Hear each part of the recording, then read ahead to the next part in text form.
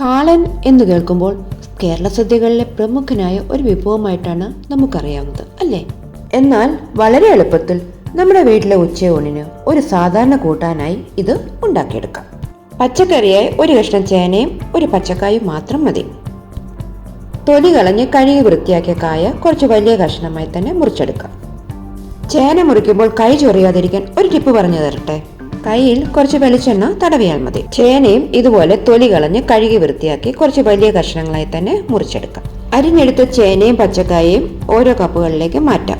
കഷ്ണങ്ങളെല്ലാം ഒരുപോലെ തന്നെ നമുക്ക് കിട്ടിയിട്ടുണ്ട്. രണ്ടും ഓരോ കപ്പ് വേണം. ഇനി പാചകത്തിനായി ഒരു മൺചട്ടി ഉപയോഗിക്കാം.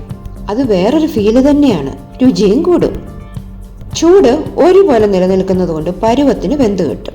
അരിഞ്ഞെടുത്ത കായയും ചേനയും ഈ മൺചട്ടിയിലേക്ക് ഇട്ട് ഒരു കപ്പ് വെള്ളവും ഒഴിച്ചു കൊടുക്കാം. ഇതിന്റെ കൂടെ മഞ്ഞൾപ്പൊടിയും ആവശ്യത്തിന് ഉപ്പും കുരുമുളക് പൊടിയും കൂടി ചേർത്ത് കൊടുക്കാം. ഒന്നിളക്കി യോജിപ്പിക്കാം. കാളന്റെ ഏറ്റവും പ്രധാനപ്പെട്ട ചേരുവയാണ് കുരുമുളക്. ഇത് കറിക്ക് നല്ലൊരു എരിവും പ്രത്യേക ഒരു രുചിയും കൊടുക്കും.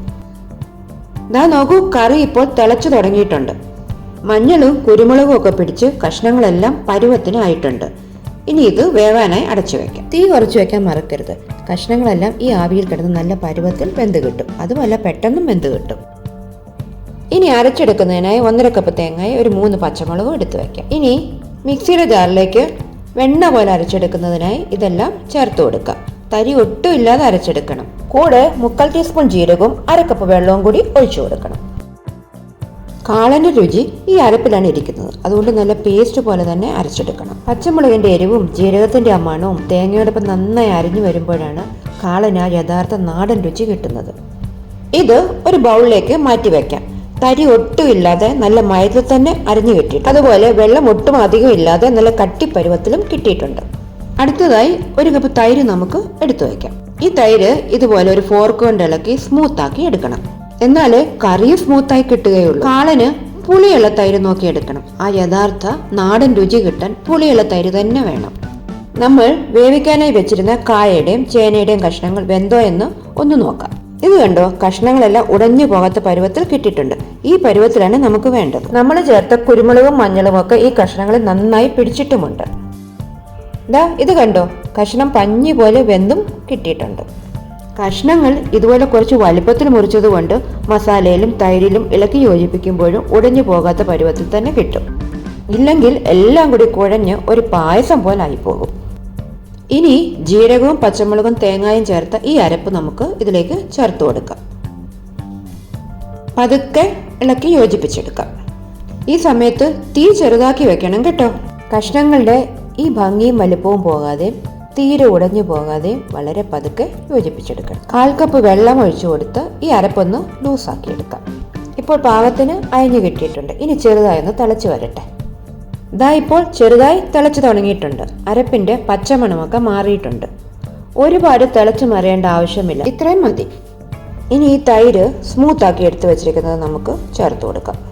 കൈവിടാതെ ചെറു തീയിൽ തൈര് ഇളക്കി യോജിപ്പിക്കണം. തൈര് പിരിഞ്ഞു പോകാതിരിക്കാനാണ് ഇങ്ങനെ ചെയ്യുന്നത്. തൈര് ഇതുപോലെ ചെറു തീയിൽ കുറുക്കിയെടുക്കുന്നത് കൊണ്ടാണ് കാളന് ഈ പേര് വീണതെന്ന് രസകരമായി പറഞ്ഞും കേട്ടിട്ടുണ്ട്. അതുമല്ല, ഇപ്പോൾ മസാലയും തൈരും ഒക്കെ കൂടി ചേർന്ന് നല്ല പഞ്ഞിക്കെട്ട് പോലുള്ള ക്രീമി ടെക്സ്ചറിലേക്ക് കറി മാറുന്നതും നമുക്ക് കാണാം.